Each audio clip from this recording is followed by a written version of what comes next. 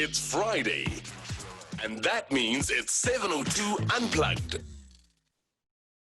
It's now 25 minutes to 3 o'clock, and we've got 7:02 Unplugged right now. You can go to our Facebook page to check me out chatting to our guest for this afternoon, and that is Lee Cole. Lee is an absolute sensation. He's an up-and-coming artist. Is it safe to say that? I wonder how he's going to feel about that, considering that he's been doing this for a couple of years now.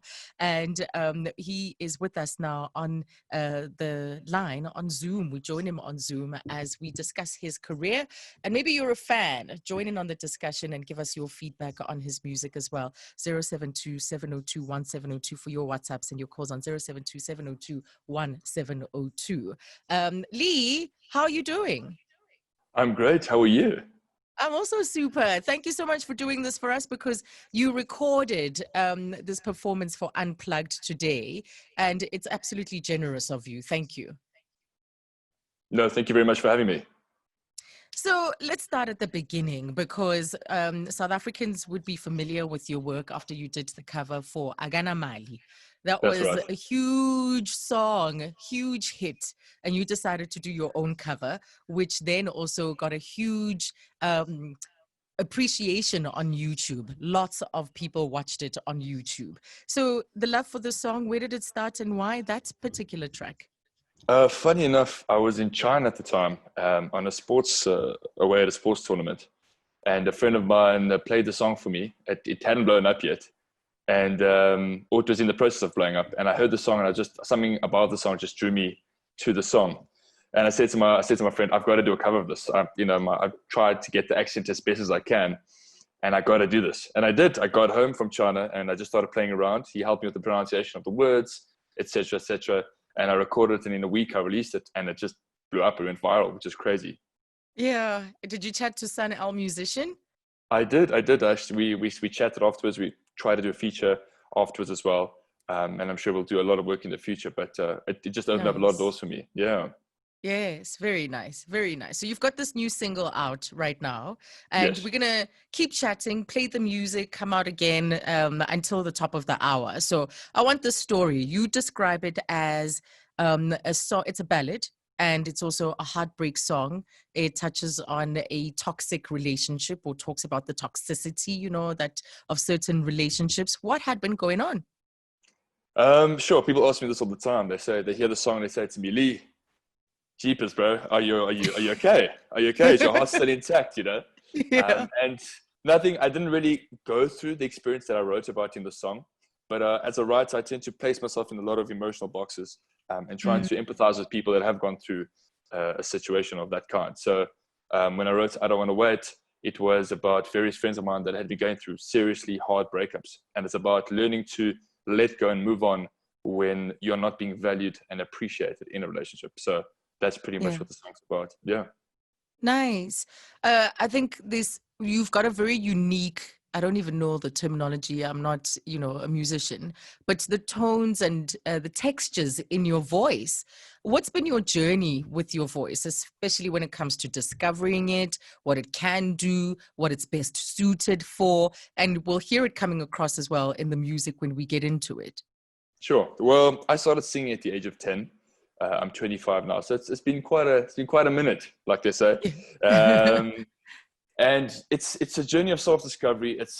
You need a lot of perseverance, a lot of trial and error for years and years and years. I mean, I've been to vocal coaching and stuff like that. So through the years and through the ages, I've really started to hone in on my craft and perfect what people are hearing today. And people think it's like happens in a few years, but it takes long. It takes a while. And obviously, I started singing before my voice broke. My voice then broke, and I thought, oh my goodness, what's going to happen now? So I started to sound very different. I thought it was the end. I started squeaking all over the place, and it did. Through the technique and through practice and all of that, you eventually start to just refine your craft and your skill. And I'm just lucky to be doing that today. Beautiful. So let's cut straight to your latest single, "I Don't Want to Wait." So here's your moment to experience Lee Cole, and he is our star for today on 702 Unplugged. You can watch me and him in conversation by going to the 702 Facebook page, and by doing so you'll also be able to see the performances that we'll be playing for you. So we'll be dipping in and out of the songs. He was generous enough to also do the cover of Yesterday. So if you've always loved that Beatles classic, stay tuned for that. Here's Lee Cole.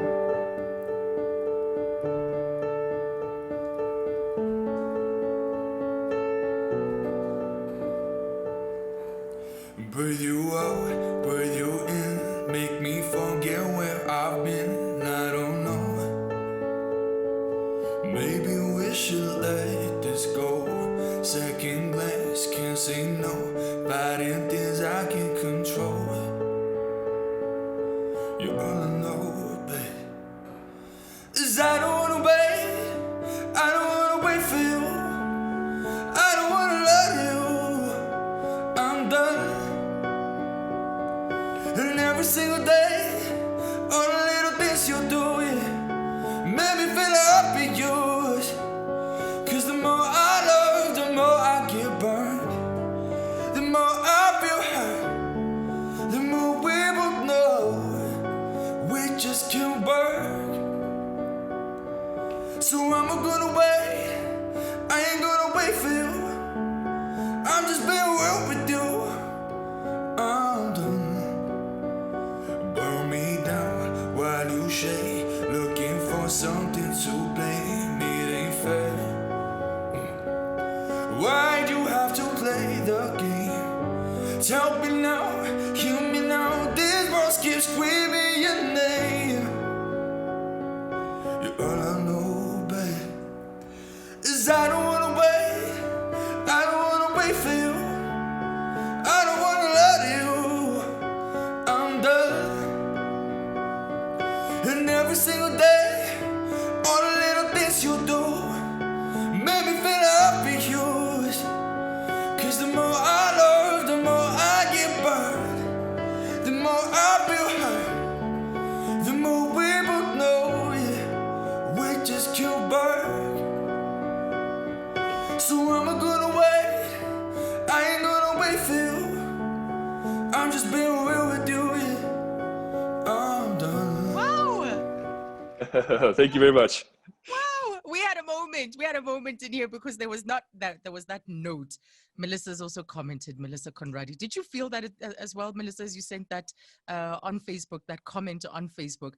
There was this moment when you just did this dip where you went to like the lower registers of your voice after coming from Yeah. really high parts in it, and it was like, what? What was that?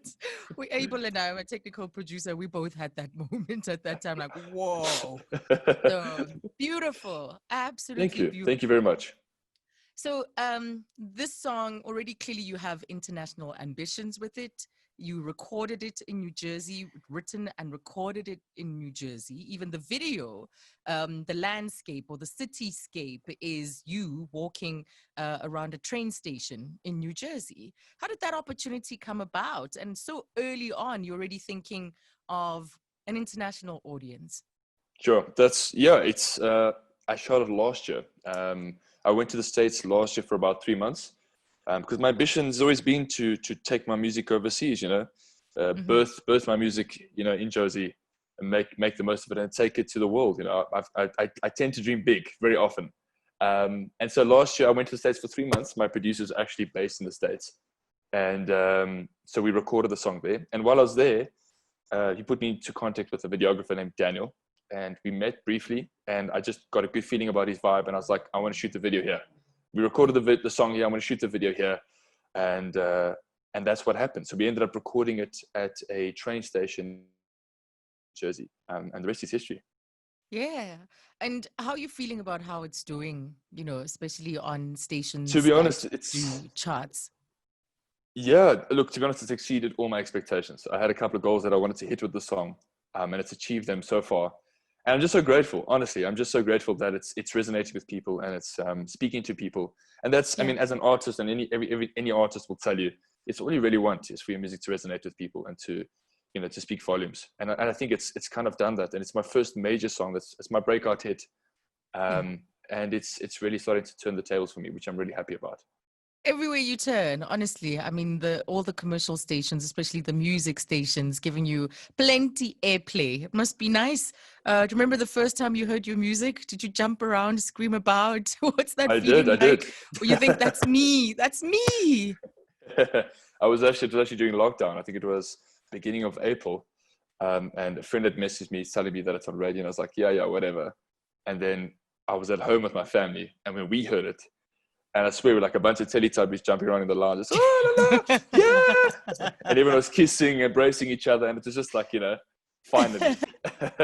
Finally, the moment is here. And it's going to grow. It's just going to grow and grow and grow. So let's talk about the song that's coming up next, Pink Dragons. How would you say your sound or your artistry has evolved, when you look at the music that you've done before to where you are currently? Sure. So Pink Dragons, I Don't Want to Wait, are basically like the two songs. They're two songs that resemble a very new direction for me as an artist. Prior to I Don't Want to Wait, I released a slew of songs that were very specific in their sound. And I think with I Don't Want to Wait and Pink Dragons and the songs that are yet to come, I've really tapped into a deeper part of me. It's a new direction altogether. And I Don't Want to Wait represents a different spin on this new direction. So if I Don't Want to Wait was like the soppy, heart trekker, emotional, tearjerker, Pink Dragons is the happy side. Yeah. It's the other side of the coin. It's the, choosing to stay in a relationship, being with someone that makes you feel like you're such a high that it feels like you're seeing Pink Dragons. And that's pretty much what the song's about. It's so cute. I'm looking at the pink wall behind you, and it's just so appropriate. Yeah, exactly. What we're talking about, the video's got these pink balloons in it, and it's a pink moment. It's a pink moment. But you grew up. What were the musical influences? Because obviously, as you say, this demonstrates your range and what you're able to do, your songwriting skills, and what you can do with your music and your voice and your playing. But what were the influences growing up, and how wide was the lots of people don't like the word genre anymore, but for the purposes of this conversation, I'll use it. How wide was your scope when it came to genres? That's a great question. So growing up, because I'm Portuguese, my parents literally played everything under the sun growing up, from Michael Jackson to, I can't even tell you, Queen, to Maroon 5, to like Elvis, to Whitney Houston, to everything you can sort of name. I've been exposed to like a plethora of musical genres.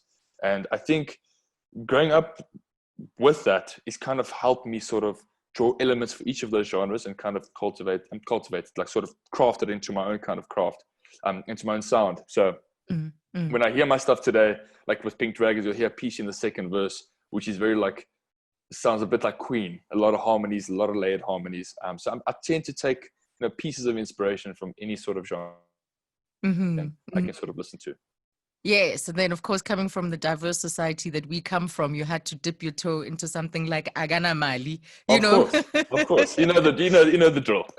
Yeah, exactly. So let's take a look at Lee's second performance for us today. There's one more to go after this, and Pink Dragons. Here is Lee Cole with Pink Dragons. 702 Unplugged. Don't miss a beat. When I'm with you, all that I see is pink dragons, floating and flying in the sky.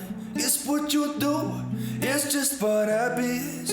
But lately I've been feeling you've been forgetting the reasons we got in this place.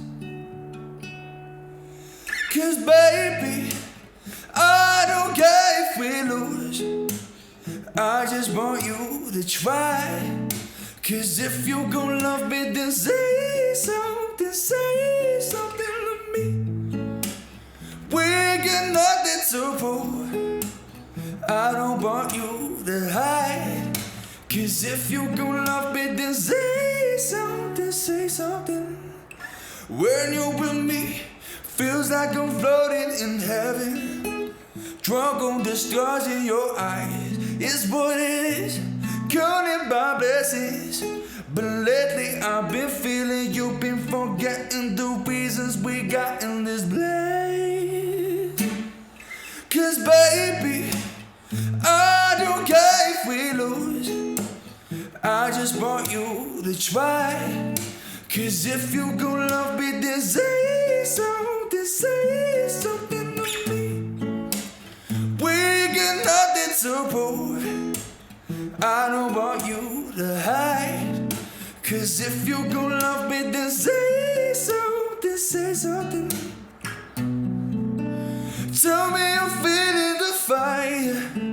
Tell me you're holding on strong. Tell me you wanna believe in love with me. Don't tell me you're wrong. Seeing the light in your face keeps me moving along. I'm just hoping you stay. 'Cause baby, I don't care if we lose. I just want you to try. 'Cause if you gon' love me, then say something. Say something to me.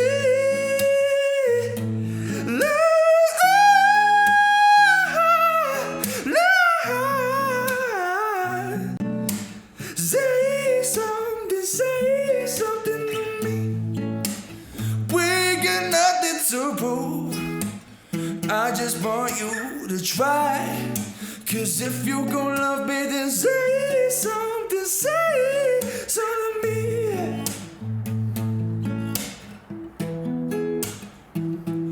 Ooh. Say something to me. Yoo-hoo! Wow. That voice. Just to give you feedback on what's happening on Facebook, because we are, of course, streaming this performance on Facebook.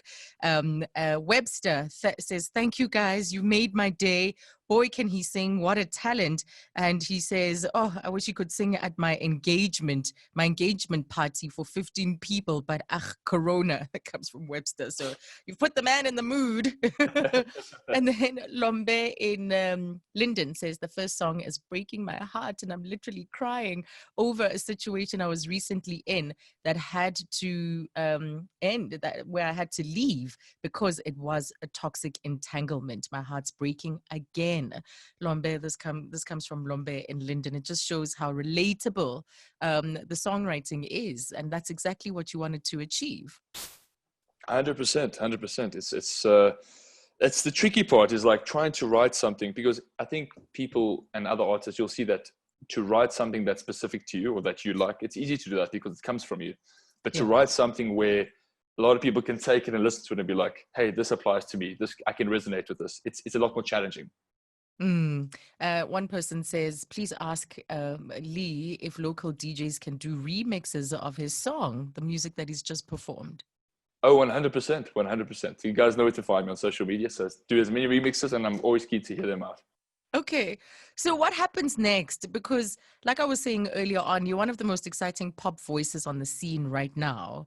And your career is still, though you've been at it, breaking through in different kind of ways, this feels like quite a big moment, So Yes. What are your plans for this music, for your career, and especially in the times of COVID? Like what happens when you've laid down these plans and all you want to do is go out there in the world, and yet you have these restrictions? Well, I was supposed to go back to the US this year for a little while again. I think the end goal is eventually to take the music overseas, but I mean, I've got to stay home first. I've got to sort of become successful in South Africa first, which this is my defining moment, which I'm really happy about. But speaking about my music and lockdown and Corona, I've just been using this time to write some more. Because the songs is really what sort of, elevates you and takes you to the next level for any artist. So I've been trying to write as much as I possibly can. And with that being said, I have an EP coming out at the end of this year, which will have I Don't Want to Wait, Pink Dragons, and about 3 or 4 other unreleased songs. To sort of, like a collective project to summarize 2020 for me as an artist, and to thank people for their support. And then 2021, we go big again with more music, and hopefully overseas. We don't know. Yeah, don't know. Be open. And then the last song that you did for us is Yesterday by the Beatles. Yes. Why this choice? It was during lockdown. There's a guy that I really like on YouTube, and I saw his cover of it, and I was like, wow, this is an amazing cover. And I thought, I need to do this. I need to try and see if it suits my voice. So I did it, and I released it. I think the cover, it was May, I couldn't be mistaken. And people really liked it. So they said it's one of my better covers. So I decided to do it today. Was that a big part of coming up, as in doing covers of other artists and on all sorts of stages? Yes, 100%. I think that's one way to get your voice heard when you don't have original music, is to do covers and to sort of connect people that way. Yeah, and I'm sure that yearning is there. Like, I can't wait for them to really see me and not just, the music first, because it belongs 100%. to another artist. So your music is available on all major downloading platforms, right? Yes, Spotify, Apple Music, Deezer, Google Play, Amazon Music, you name it. SoundCloud, Facebook, YouTube, you name it. Fantastic. Lee, it was a pleasure. It was a pleasure to talk to you this afternoon. Really, thank you for the music. And wow, what a voice, and amazing songs as well. All of the best. 702 Unplugged. Don't miss a beat. Yesterday, all my troubles seem so far away. Now it looks as though they're here to stay. Oh, I believe in yesterday. And suddenly, I'm not half the man I used to be. There's a shadow hanging over me. Oh, yesterday came suddenly. Why she had to go, I don't know, she wouldn't say. I say there's something wrong, now I long for yesterday. Yesterday, love was such an easy game to play. Now I need a place to hide away. Oh, I believe in yesterday. Why she had to go, I don't know, she wouldn't say. I say something wrong, now I long for yesterday. Yesterday, love was such an easy game to play. Now I need a place to hide away. Oh, I believe in yesterday.